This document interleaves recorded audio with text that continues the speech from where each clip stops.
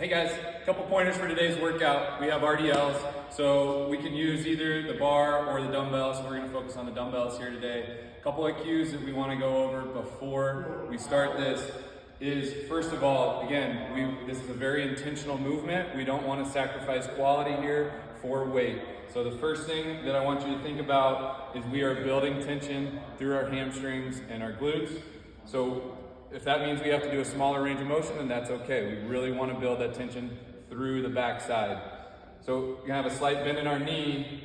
We can leave our toe, that's the non-working toe, we can leave on the ground, or we can bring it off, but we want to keep our hips and our shoulders square. We don't want to open up that hip. So again, we're building that tension through the back side of that planted foot, and we're only going to go down until that tension starts to cause our back to round. We want to prevent that back from rounding, even if that means we're not touching the ground. It's okay if we're not going to touch the ground with dumbbells here.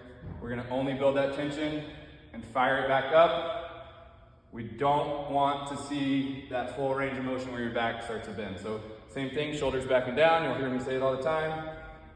We're going to go to the point where that tension becomes too much, and we're going to stand back up with it.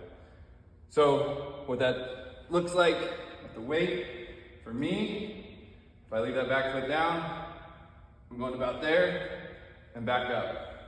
Shoulders, hips are square. Again, what we don't want to see is sacrificing that back for to get the dumbbells on the ground. And the other thing we don't want to see is that hip or that shoulder open up on the foot that's up. Again, very, very intentional building that tension through the backside.